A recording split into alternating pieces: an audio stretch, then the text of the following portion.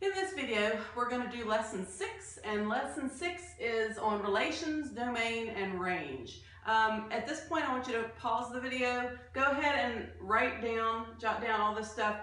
We're going to use this relation to show you a whole bunch of stuff. It's really review from Algebra 1, but just to remind you of some things, different things that you can do with relations. Okay, now that you've got this in your notes, and make sure you're taking notes as we go through this. It's very important that you have this stuff down so you can refer back to it. A relation is a set of ordered pairs. Now basically, if you just have a bunch of ordered pairs, and you should know what ordered pairs are and how to graph them. You learned that in Algebra 1. But basically in an ordered pair, you've got an x-coordinate and a y-coordinate to make up the complete ordered pair. And they tell you which direction to go on your coordinate system to graph an individual point, okay?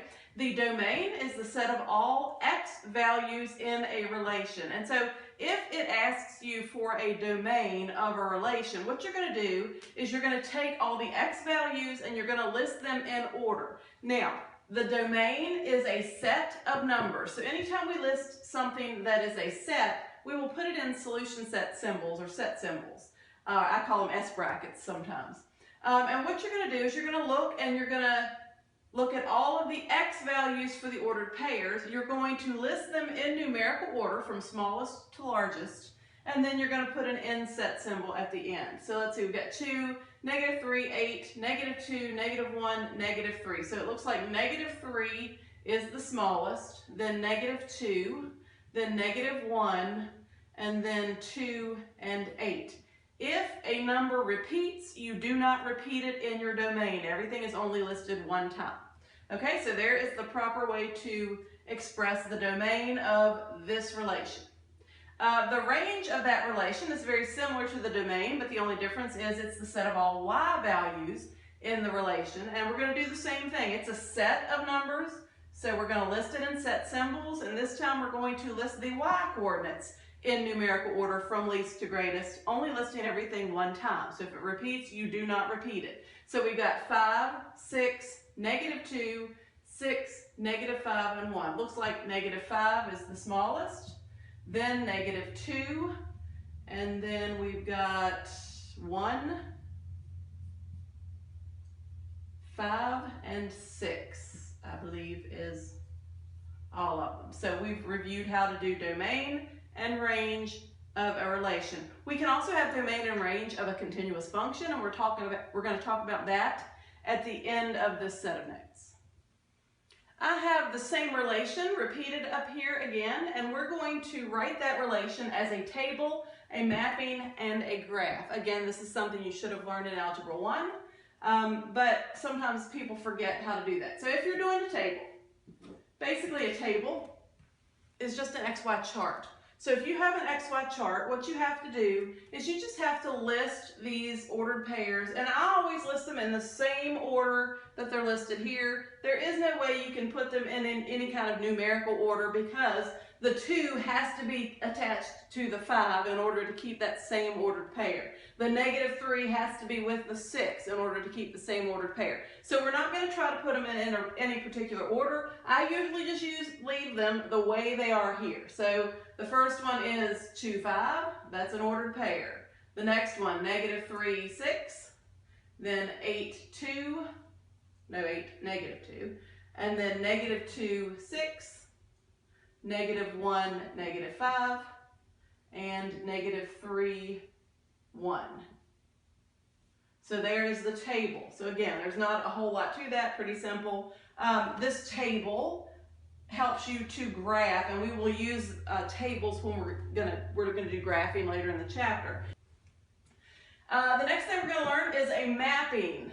In a mapping, you basically have 2 ovals, and in those ovals, you're going to list the domain on the left one and the range in the right one. You're going to list the domain and range in numerical order. So I'm going to refer back to earlier when I found the domain. My domain, and you can look at your paper, you should be writing this down. My domain was -3, -2, -1, 2, and 8. And my range was -5, -2, 1, 5, and 6. And what we want to do next is we want to draw arrows to signify the ordered pairs that were listed in our relation. So from the 2, I need a line going to the 5, or an arrow going to the 5. From the -3, I need an arrow going to the 6. From the 8, I need an arrow going up to the -2. From the -2, I need an arrow going to the 6. From -1, I need an arrow going to the -5, and from -3, an arrow going to the 1. There is our mapping. We don't use mappings a whole lot because, as you see, the lines can get a little confusing as you're trying to decipher which one's going where, especially the more ordered pairs that you have. To express this as a graph, I've got the same relation listed here, so we're just going to graph the ordered pairs. Remember, when you graph ordered pairs, you start at the origin. The x-coordinate tells you to go right or left. Positive is to the right, negative to the left. And the y-coordinate tells you whether to go up or down. Positive is up, negative is down. So we start at the origin. To go to the ordered pair 2, 5, I start at the origin, I go right 2 and up 5. -3, 6, I go from the origin left 3, up 6. 8, -2, from the origin, I go right 8, down 2. -2, 6, from the origin, I go left 2, up 6. -1, -5, from the origin, I go left 1, down 5. -3, 1, from the origin, I go left 3, up 1. There is a graph of my relation.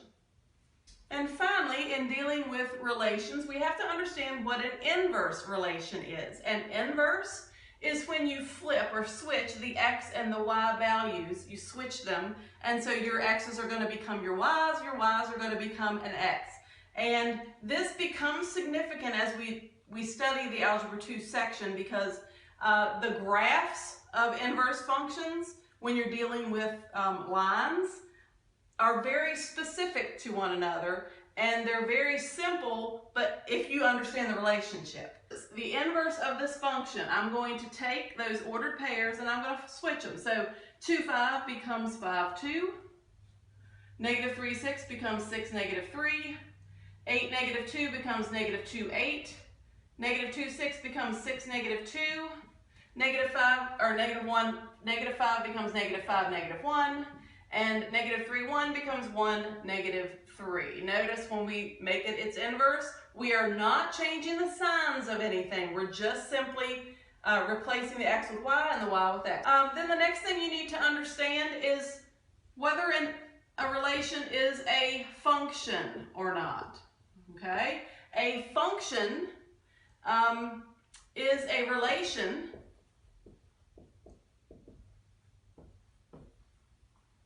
where none of the x values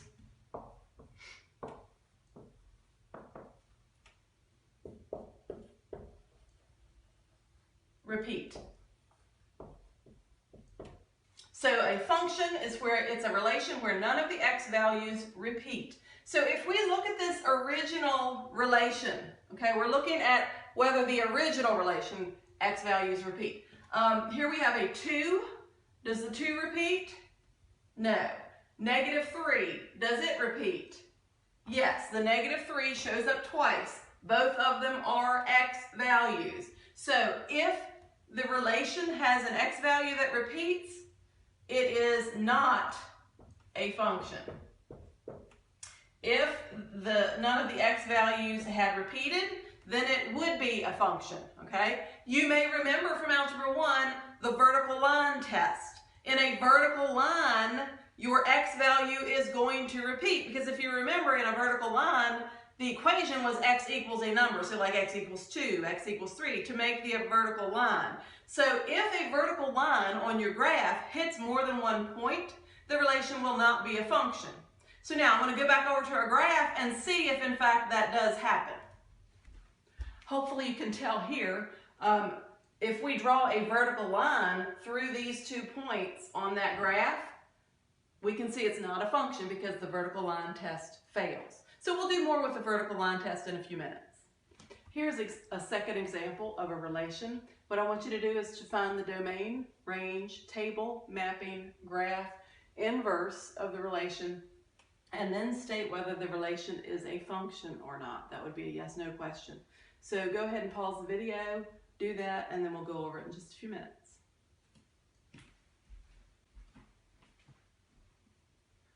Your domain is a list of all the x-coordinates. So the x-coordinates listed in numerical order, the lowest one is -6, then we've got -3, -2, let's see, then a 2, 3, 4, and 5. I believe that's all of them. For the range, the lowest value is -1. And we've got a 1, 4, 6, and 8. For your table, I'm just going to do an XY chart there and list them in the same order that you got them there. So 3, 6, -2, 8, -5, 4, or no, sorry, 5, 4, -6, 1, -2, -1, -3, 1, 4, 4.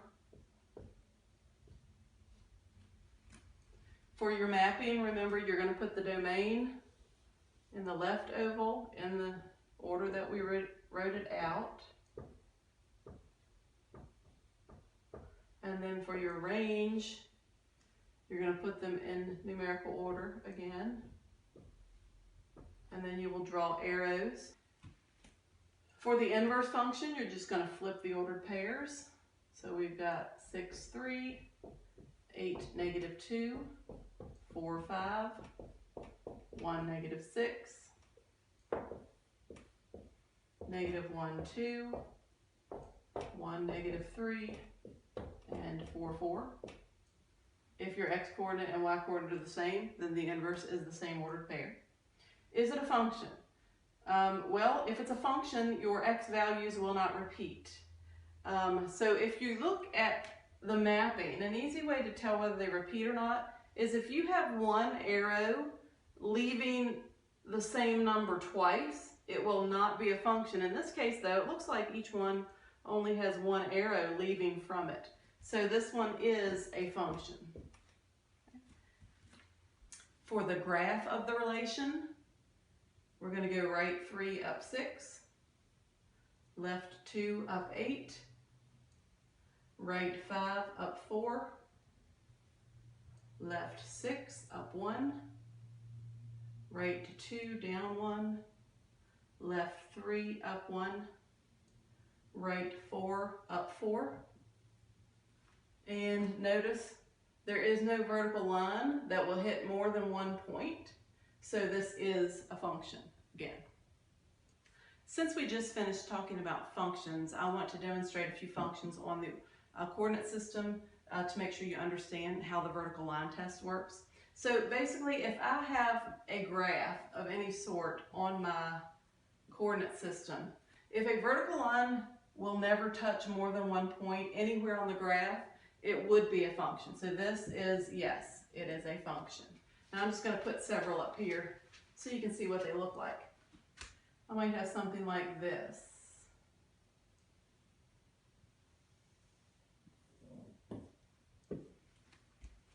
That would not be a function because see this section right here, there's an infinite number of points I could put on that vertical line. So a vertical line is going to fail. The vertical line test is going to fail because a vertical line will hit more than one point on that graph. So that was a no. If I have something like that, well, any vertical line is going to hit more than one point if it's within that circular shape. So that's no.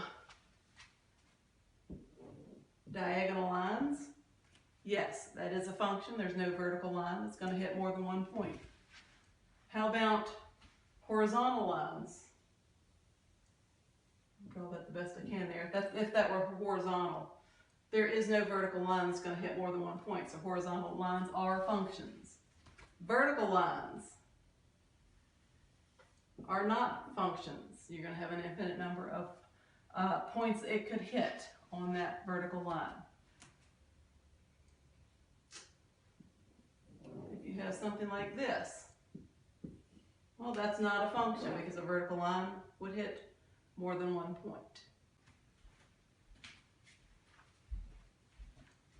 This is a graph of something called a piecewise function, and basically in a piecewise function, every x value is going to be accounted for within the graph, but it's going to jump sometimes to get to a different section of the piecewise. And to determine whether it's a function or not, you need to make sure none of the x values repeat, and you need to test the vertical line test. And basically, there are a couple places where I need to test the vertical line test. Right here, to see if a vertical line hits more than 1 point. Now, if you think about that, this is a closed circle, so it is going to hit this point. But this one right here is open, so that vertical line is not hitting a point there. That's just kind of the space keeper of where that line begins with an open circle. So that right there does not indicate that it would not be a function. It is a function at that point, but then we have to check this one as well. So if I do a vertical line through there, same thing happens. That one's open, this one's closed, so it's only hitting 1 point with the vertical line. So this would be considered a function. But what would happen if either one of these or the other was a solid circle? If that happens, then right here we have a vertical line failure because a vertical line hits more than 1 point. So at this point, because that one became a closed circle, this is no longer a function.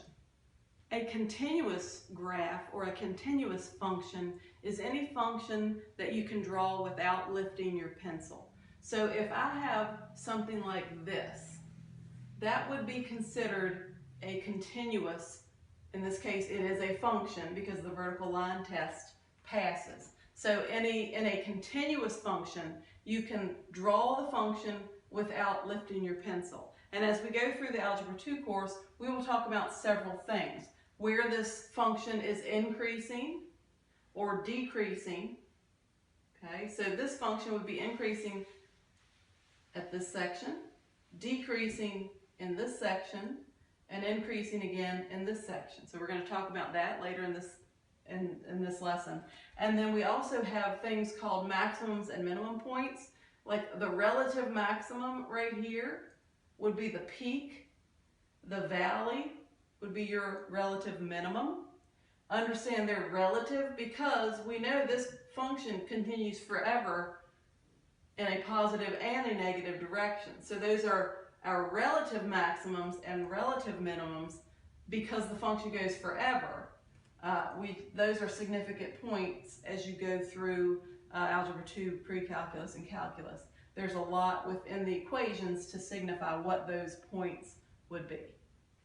Okay, I've drawn a graph up here, and we're at the point now where we need to start talking about continuous functions and representing their domain and range, and then talking about where functions increase and decrease, okay? So first of all, we've talked about a continuous function is a function that you can draw without lifting your pencil. So this would be considered a continuous function. There are no gaps or overlaps in that function. So yes, it is continuous. And then another thing we need to talk about is what the domain and range are for this function.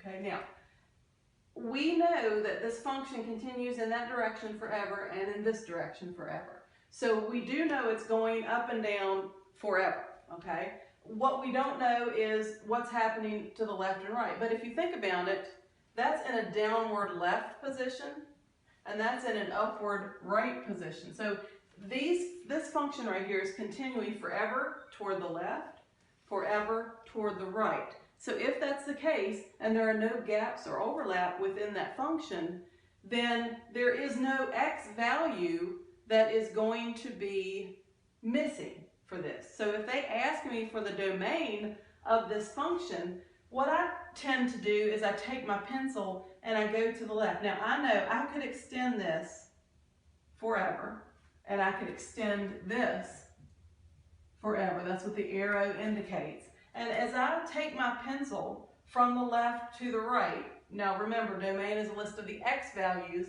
Your x values are going from left to right. That's why I'm doing it in that direction. So for my domain, I'll just put a little D here for domain. If I start to the very left part of the graph, I'm going to have an x value everywhere on this function that I move it. Now, you might say, well, not there, but yeah, it does go on forever. So that x coordinate, every x coordinate is going to be accounted for. So my domain of this function is going to be all real numbers. When you draw an all real number system or set, it's just an R with an extra line there. That signifies all real numbers. So when you see that symbol, that's what it means.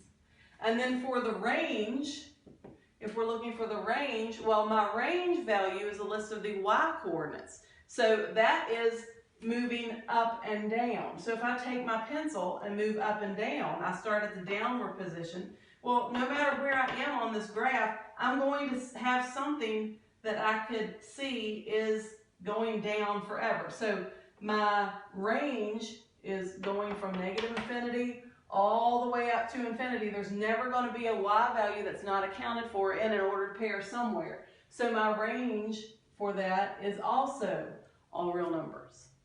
Okay?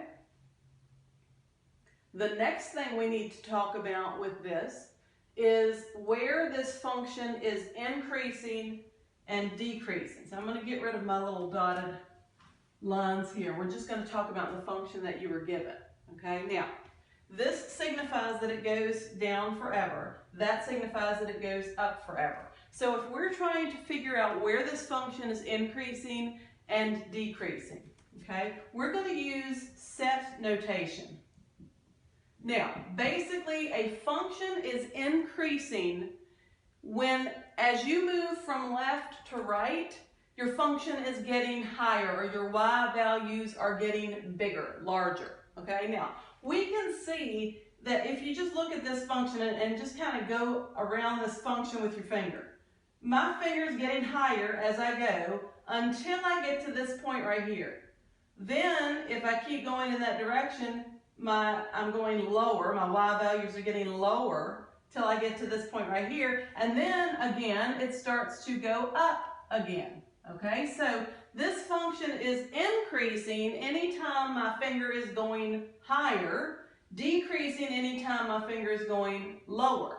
Okay, so we can signify where the function is increasing and decreasing. Now, we're always going to go, if it has arrows on the ends, from negative infinity all the way to infinity. Now let's talk about where this function is increasing. And increasing and decreasing is always in terms of your x value, because it's as we move from left to right. Okay, so this function, we need to decide when this function is increasing and decreasing. Now, we know this function goes on forever to the left all the way to negative infinity. So that's where our graph is going to start, negative infinity. And if we move our finger from the left to the right and just trace this function, okay, our function is increasing anytime our trace is moving up as we move from left to right. So, moving from left to right, my function is increasing, or my y values are getting larger until I get right here, this point right here, okay? To determine where my increasing value ends, I need to know what x coordinate is right there. That x coordinate is -4. So it's increasing from negative infinity until my x value gets to -4. Okay? What happens then at -4? At -4, it starts to go down. My y values start to get smaller until I get right here, and that x value is at 0. So if it's going down in that section, it would be decreasing from that point -4 until I get to the x value of 0. And then what happens at 0? It starts going up again. Okay, so it starts to increase from 0 until we get to, well, infinity, because it goes forever. Okay, now the reason I have parentheses here is because something's changing at -4. Okay, if I have a bracket in set notation, that means it's including the 4, but at 4, it's neither increasing or decreasing, it's staying the same. It doesn't start to decrease until we get past the 4. Okay? At 0, it's staying the same. It doesn't start changing or increasing until we get past the 0. That's why I have parentheses instead of brackets. Okay, this function is a little deceiving at times, so I wanted to make sure I showed you one like this. First, we're going to find the domain and range, and then we're going to state where the function is increasing and decreasing. So for the domain, it's a list of all the x values in the function. Now, this is a continuous function, so every x value is included anywhere the function is a solid function, a solid line. But look at what happens right here. We have an open circle.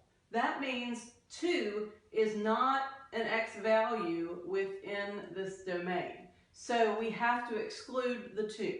Okay, so our domain, it goes to the left forever. So it goes from -infinity until we get to 2. So for our domain, it goes from -infinity until 2. It does not include the 2. So we have an open bracket. And then it starts up again at 2 and goes to infinity. So that's how I would list my domain there. 2 is excluded. It is not included in that function because it's an open circle. For the range, we need to look up and down.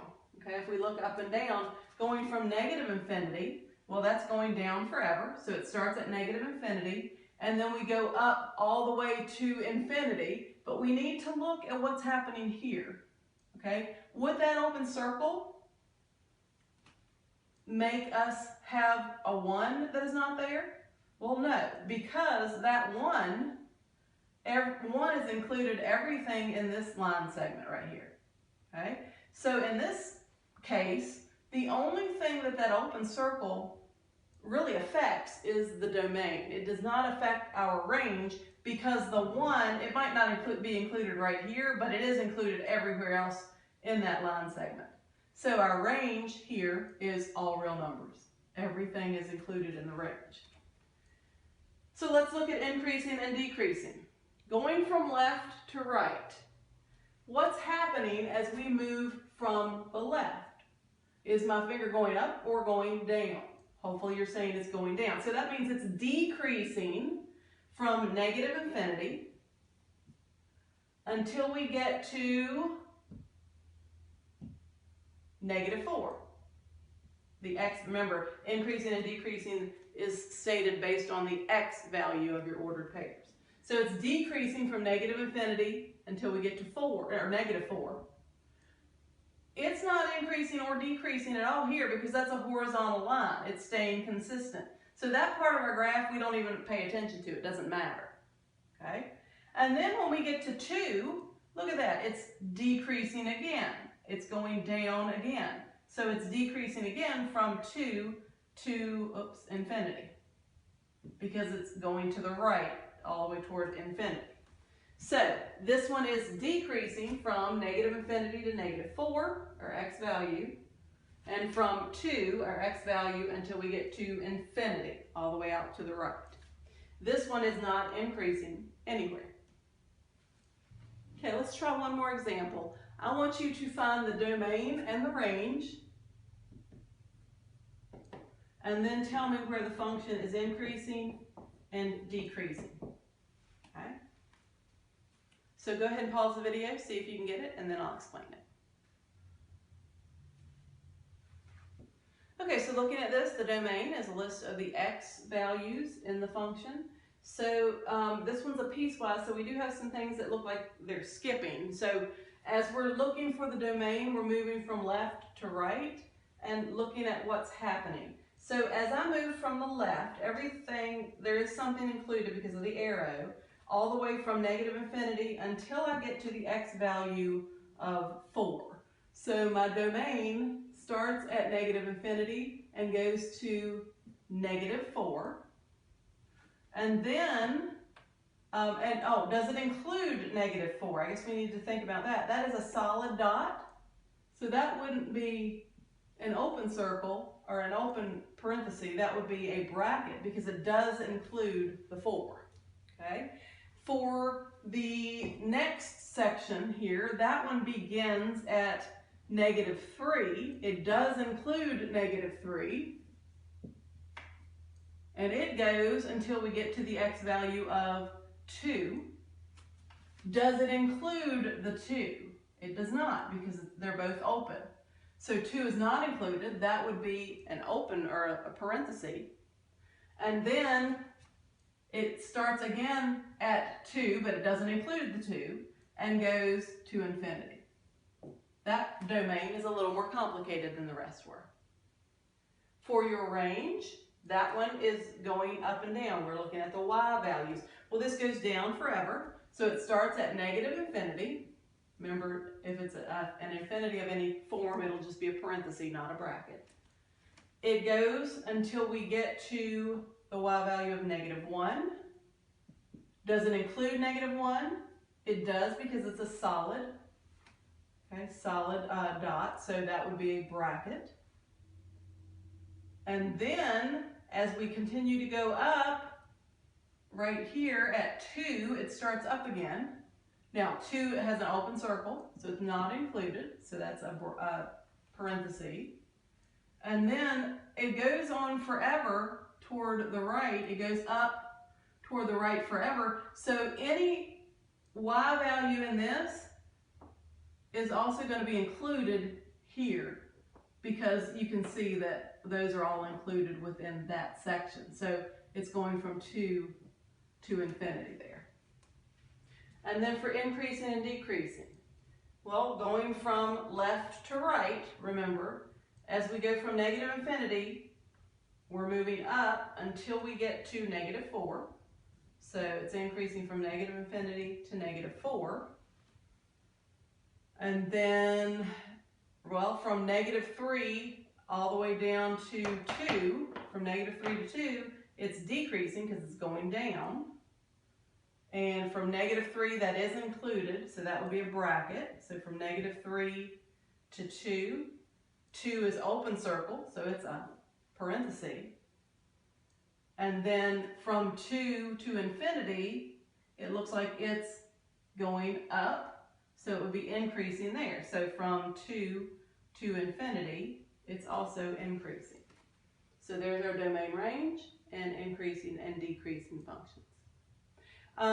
If you're still having trouble with this, there should be all sorts of videos online that you can double check. Go to Khan Academy, look up increasing and decreasing functions, or look up domain and range. They're probably not going to be in the same section, but there's probably all sorts of resources on increasing, decreasing, and writing out the domain and range.